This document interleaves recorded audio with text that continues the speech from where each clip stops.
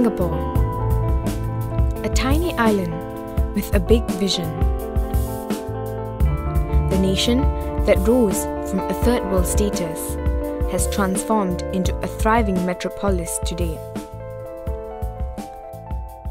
Yet, in this squeaky clean state, there lies a segment of society that had sunk into the world of drugs.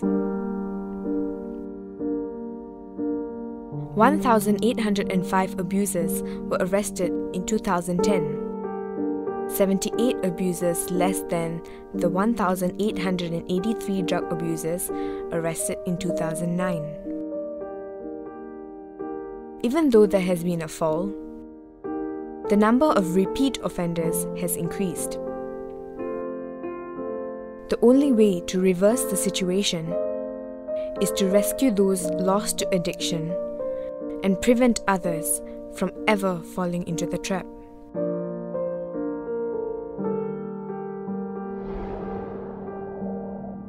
Rasman Saridin, a man who fought through his dark past with a strong determination to change. But his battle against drugs was full of agony and loneliness. He struggled through his years of being trapped in addiction. Mulai saya terlibat pada tahun 81.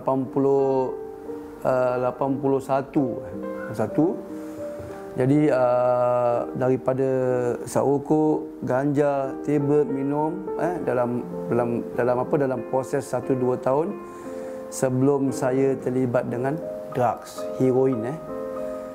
Start itulah baru saya tahu saya telah terlibat dengan heroin.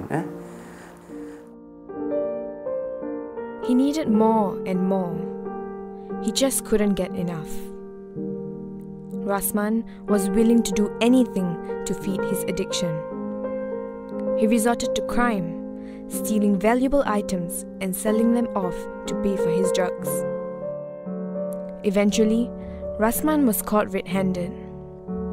His parents refused to pay the fine, in the hope that he would learn his lesson.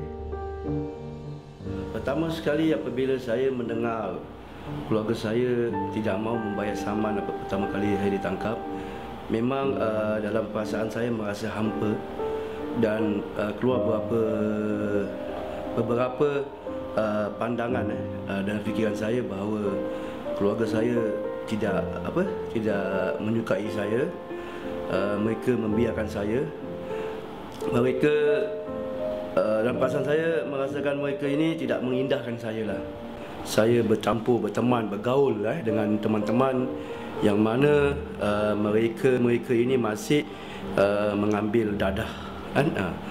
Jadi dengan secara tidak langsung itu membuat diri saya tertarik untuk kembali kepada mengambil dadah.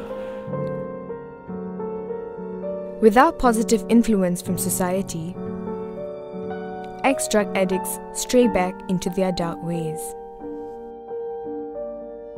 Well, I think it varies from case to case, but generally there will be a mixture of reaction from the families, especially like anger, because they'll be angry for all the disruption they cause to the family. And I guess disappointment also, because disappointment they could have certain high expectations of the offenders itself, the drug addicts. And I guess what triggers them the most will be the feeling a sense of betrayal, because the trust has been broken in the family. Ali is an example of an addict who lacked the support he needed to change for the better. His family gave up on him when they felt that he would never get over his addiction. My family members, of course, got shocked, disappointed, angry, all kind of mixed feelings, And like I say, I was the only son in the family, and they still have the hope that I will change, So, but it didn't happen. Basically, the drugs makes me, of course, the crave and the thrill, the thrill, like, you look so cool, and every one of us, friends are using it, and I'm not, and I feel different, and he wanted me to try more and more, to feel like sense of belonging. Drugs have both physical and psychological effects on addicts. Because of this, they are unable to function normally with friends and family. In Singapore, addicts crave heroin, ecstasy, cocaine, and many other drugs. Heroin is a powerful drug that is very addictive. It's almost impossible to resist the distinctive smell, which lures addicts to have more. I would cite an example of one of my case, which I have that the family's members has been actually they disown the drug habit, that's drug addicts. So basically, it's the trust that has been broken, and it's the numerous times they could have been incarcerated. So basically, the family feel hurt and disappointed, and so that's where they disown them.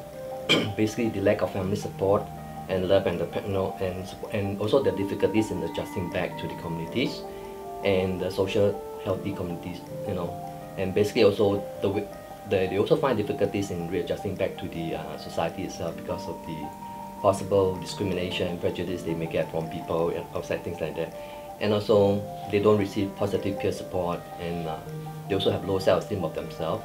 So basically these are some of the factors that could cause them to go back to the wrong path. Rasman managed to stay drug-free for 5 months after his release. Unfortunately, he bumped into someone from his past and everything relapsed. Bila saya temu dengan saya punya teman wanita ni, niat pertama saya untuk bagaimana menarik dia lah supaya tidak mengambil benda ini. Saya membantu dia, membelikan dia untuk dia buang secara perlahan-lahan. Tapi nampaknya itu bukan suatu hal yang mudah.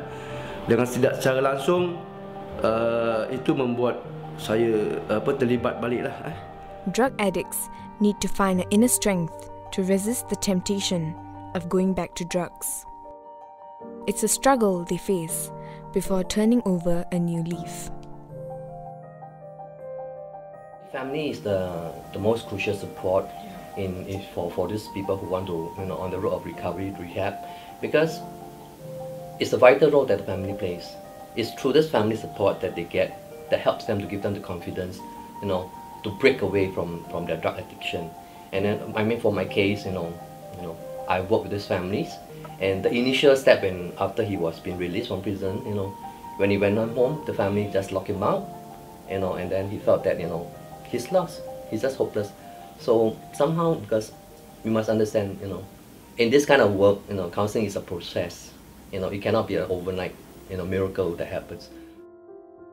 Ali had nowhere to go and no one to turn to.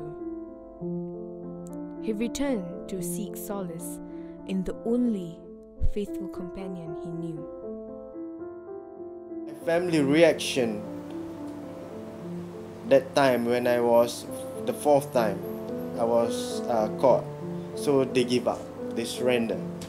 So as for me, I don't feel anything. It's becoming immune to me, like going in and out, stepping in and out from the prison and going back home is a total different thing. My parents, my sisters, siblings don't understand me about my problems, about my addiction. No one knows because they are not addict.